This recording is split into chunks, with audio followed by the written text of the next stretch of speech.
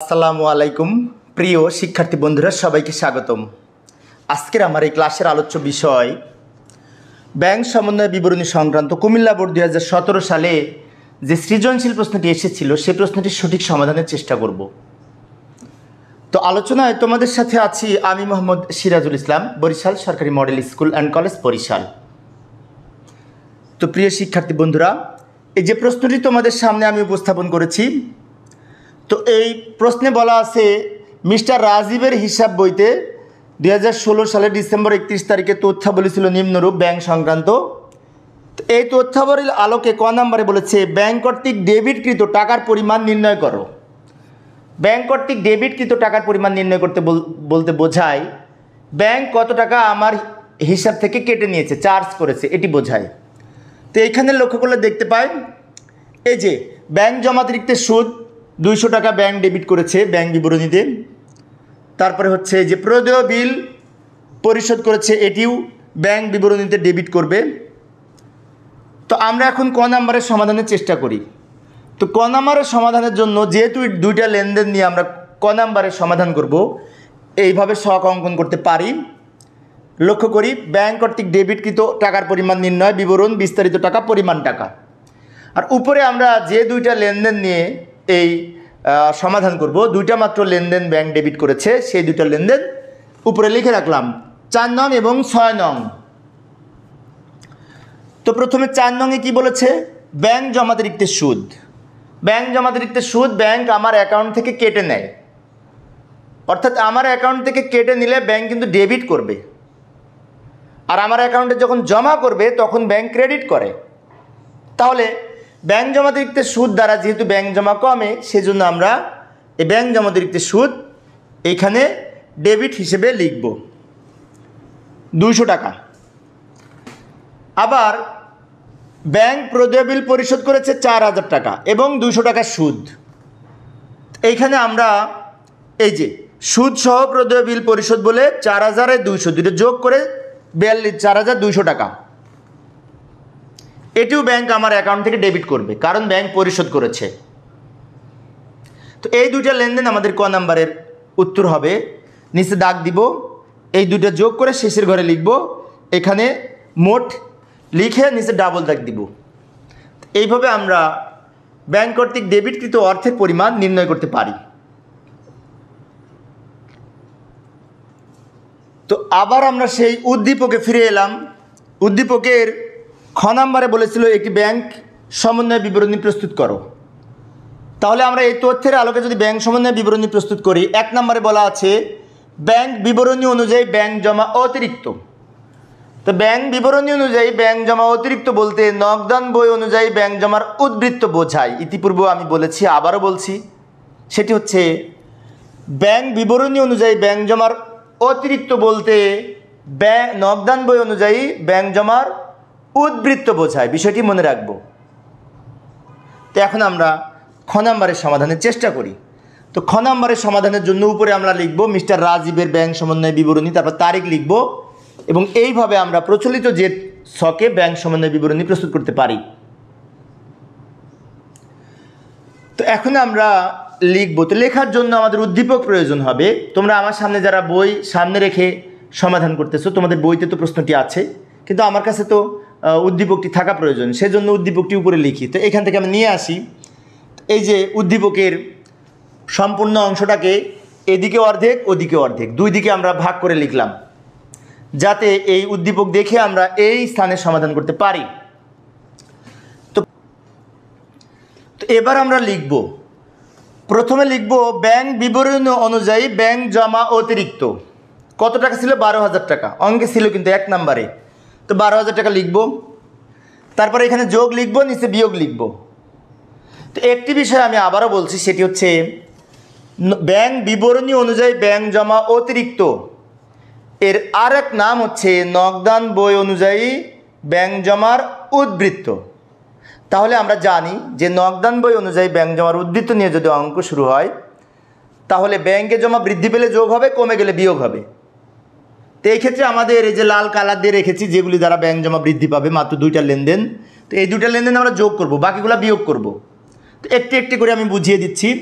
প্রথমে আমরা লিখব পাওনাদারকে ইস্যুকৃত চেক যা ব্যাংকে উপস্থাপিত হয়নি। এই যে 3 নম্বরে বলা আছে ইস্যুকৃত চেক যা ব্যাংকে উপস্থাপন করা হয়নি অথবা পরে উপস্থাপিত হয়েছে এই 2500 টাকা।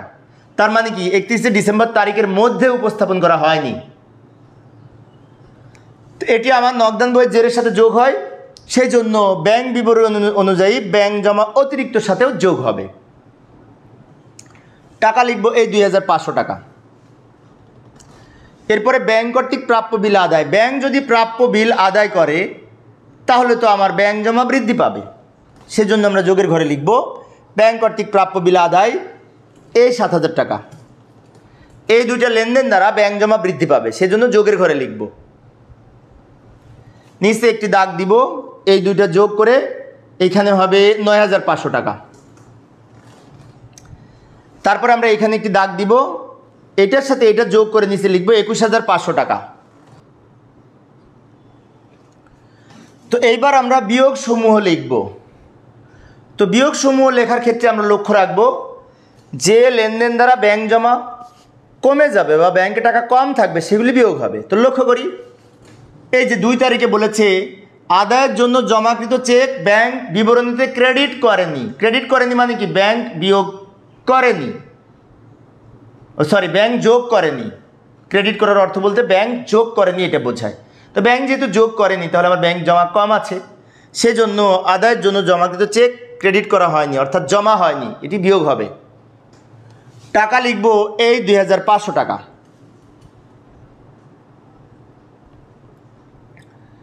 এরপরে 4 তারিখ ব্যাংক জমাতিরিক্ত সুদ ধার্য করার ফলে ব্যাংক জমা কমে যায়, সেজন্য বিয়োগ করব। ব্যাংক জমাতিরিক্ত সুদ এই 200 টাকা। 5 নম্বরে বলেছে একখানি বিল ব্যাংক আদায়ের জন্য জমা দেওয়া হয়েছিল, ব্যাংকে যা প্রত্যাখ্যান হয়েছে। তো আদায়ের জন্য জমাকৃত বিল যদি প্রত্যাখ্যান হয় তাহলে কিন্তু ব্যাংক জমা কমে যায় অর্থাৎ ব্যাংক থেকে বিয়োগ হবে, সেজন্য আমরা এখানে বিয়োগে লিখব যে প্রাপ্য বিল প্রত্যাখ্যান বলে এই 5000 টাকা লিখব। এরপরে 6 নম্বরে সুদ সহ প্রদেয় বিলের অর্থ ব্যাংক পরিশোধ করলে আমার ব্যাংক জমা কমে যাবে, এটাও বিয়োগ করব। 4000 আর 200 টাকা, 4200 টাকা। এই 4টা আইটেম আমরা বিয়োগ করব। এবার নিচে দাগ দিব, যোগ করে কত হবে 900 আর এইখানে হবে 11900 হবে, যোগ করে শেষের ঘরে লিখব। এবার নিচে দাগ দিব, এইটার সাথে এটা বিয়োগ করে নিচে লিখব, এইটার সাথে এটা বিয়োগ করে নিচে লিখব, 9600 টাকা হবে। নিচে ডাবল দাগ দিয়ে পাশে লিখব নগদান বই অনুযায়ী ব্যাংক জমা অতিরিক্ত। উপরে কি ছিল ব্যাংক বিবরণী অনুযায়ী ব্যাংক জমা অতিরিক্ত, এইটার উল্টা এখানে হবে। এখানে ছিল ব্যাংক বিবরণী, এখানে হবে নগদান বই। আশা করি এখন তোমরা পারবে।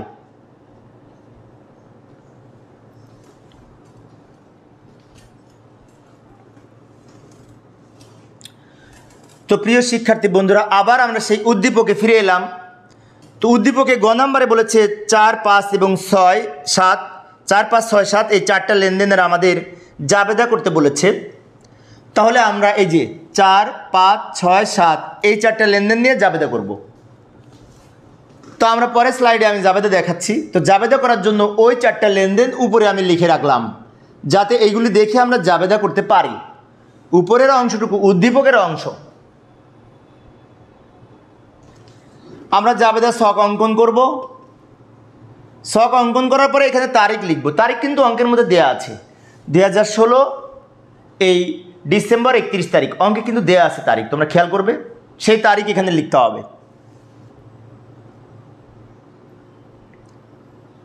তো এই ক্ষেত্রে আমাদের ব্যাংক জমাতিরিক্ত সুদ যদি ধার্য করা হয় তাহলে ব্যাংক জমাতিরিক্ত সুদ ধার্যের ফলে ব্যাংক জমা কমে যায়, সেজন্য আমরা জাবেদায় ব্যাংক হিসাব ক্রেডিট করব। তাহলে ডেবিট কি হবে? ডেবিটই লিখব ব্যাংক জমাতিরিক্ত সুদ হিসাব ডেবিট, কারণ ব্যাংক জমাতিরিক্ত সুদ খরচ, খরচ বৃদ্ধি পেলে ডেবিট হয়। ব্যাংক জমাতিরিক্ত সুদ হিসাব ডেবিট, টাকা হবে এই 200 টাকা এবং ব্যাংক হিসাব ক্রেডিট, টাকা লিখব এই 200 টাকা। ব্যাখ্যায় লিখব ব্যাংক জমাতিরিক্ত সুদ হিসাবভুক্ত করা হলো, অর্থাৎ নগদান বইতে লেখা হলো।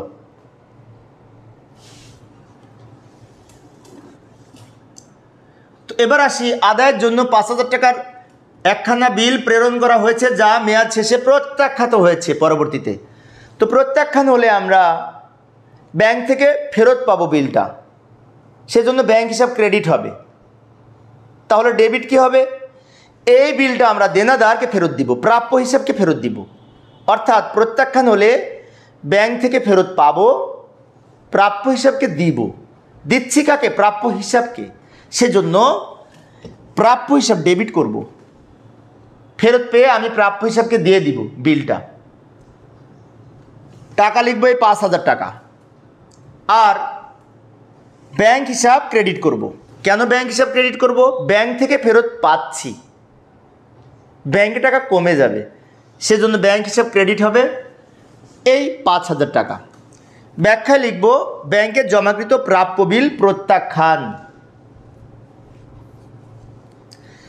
তারপরে আমরা এখানে একটি দাগ দিব, দেওয়ার পরে 6 নম্বরে কি বলেছে? 200 টাকা সুদ সহ 4,000 টাকার একটি প্রদেয় বিল পরিশোধ করেছে। তো এইখানে কিন্তু দুইটা ডেবিট হবে, একটি প্রদেয় বিল হিসাব ডেবিট করব, আবার সুদ হিসাবও ডেবিট করব, আর দুইটা মিলে ব্যাংক হিসাব ক্রেডিট হবে। লক্ষ্য করি, প্রথমে লিখব প্রদেয় বিল হিসাব ডেবিট এই 4,000 টাকা। তারপরে লিখব সুদ খরচ হিসাব ডেবিট বা সুদ হিসাব ডেবিট 200 টাকা। কেননা প্রদেয় বিল কমে গেলে ডেবিট হয়, সুদ খরচ বৃদ্ধি পেলেও ডেবিট হয়, দুইটা ডেবিট। আর এই দুইটা টাকা একসাথে যোগ করে ব্যাংক হিসাব ক্রেডিট হবে। টাকা লিখব দুইটা যোগ করে 4,200 টাকা। ব্যাখ্যায় লিখব ব্যাংক কর্তৃক সুদ সহ প্রদেয় বিল পরিশোধ।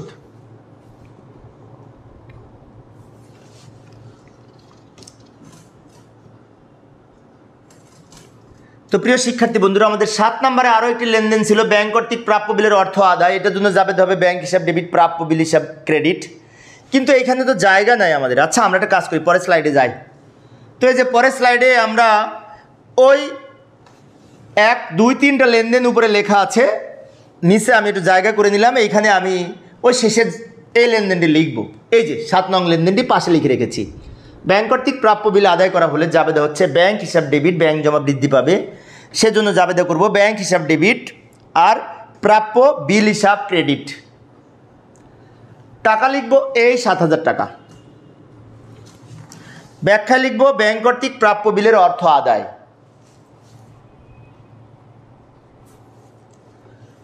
এইভাবে আমরা জাবেদা প্রস্তুত করতে পারি।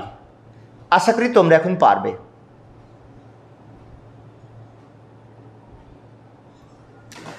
তো প্রিয় শিক্ষার্থী বন্ধুরা, এই ছিল আমার আজকের আলোচনার বিষয়। আমার পরবর্তী ক্লাসের আলোচ্য বিষয় হচ্ছে এই চট্টগ্রাম বোর্ড 2017 সালে যে সৃজনশীল প্রশ্নটি এসেছিল, সে প্রশ্নটির সঠিক সমাধানের চেষ্টা করব, দেখার আমন্ত্রণ রইল। তো পরিশেষে সবাই ভালো থাকবে, সুস্থ থাকবে এবং আমার জন্য দোয়া করবে। খোদা হাফেজ।